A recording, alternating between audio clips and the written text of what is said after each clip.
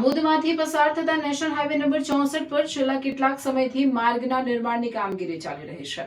જો કે પ્રથમ વરસાદ બાદ જ માર્ગ પર અનેક સ્થળોએ મોટા ખાડા પડી જતા વાહન ચાલકોને ભારે હાલાકીનો સામનો કરવો પડી રહ્યો હતો।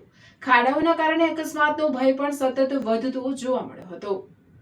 આ સમસ્યાને ધ્યાનમાં રાખીને સંબંધિત તંત્ર દ્વારા આજે નેશનલ હાઈવે નંબર 64 પર મેટલ વડે ખાડા પૂરવાની કામગીરી શરૂ કરવામાં આવશે।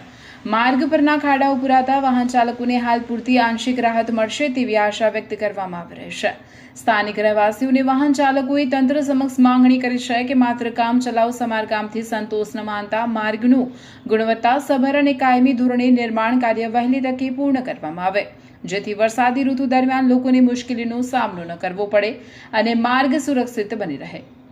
રિપોર્ટર આદિલ ખત્રી, શિનોર સમાચાર ન્યૂઝ, ભરૂચ, આમોદ। 7/2026 રોજ આ નેશનલ નંબર હાઈવે 164 પર અમે ઊભા છે।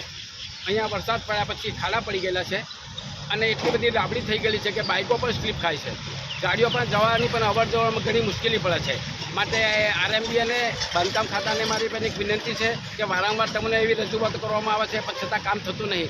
વરસાદ પડ્યા પછી તમે જેસીબીથી માટી કામ કરાવો છો અને કપચી નખાવો છો, ત્યારે અહીંયા તમે કપચી અને મેટલ નખાયેલું છે એ રદ્દી છે અને ખાડા પડી જાય છે અને રબડી થઈ ગઈ છે અને ઘણા બાઇકો અને ગાડીઓવાળા મુશ્કેલી પડે છે। જ્યારે મોદી ઓઇલ મિલ આગળ ત્યાં માટી રાખવામાં છે, માટી કેટલા દિવસ ચાલશે, કેટલા કલાક ચાલશે, વરસાદ પડશે માટી ખોવાઈ જશે। આ રોડની ક્ષમતા 25 વર્ષની બોલતા હતા, અમુક લોકો કહેતા હતા કે 25 વર્ષ બનશે, 25 વર્ષ ચાલશે, પણ 25 અઠવાડિયા ચાલ્યો નથી। આ રોડ ઘણા વર્ષોથી ચાલે છે, લગભગ અંદાજે 2 વર્ષથી કામ ચાલે છે, પણ હજુ આ કામ થયું નથી અને કેટલો ખર્ચો થયો છે અને એની માહિતી માગવી જોઈએ અને કોન્ટ્રાક્ટરનું લાયસન્સ રદ થવું જોઈએ અને મટીરિયલ હલકી પ્રકારનું નાખવામાં આવે છે એની તપાસ થવી જોઈએ। જય ગુજરાત।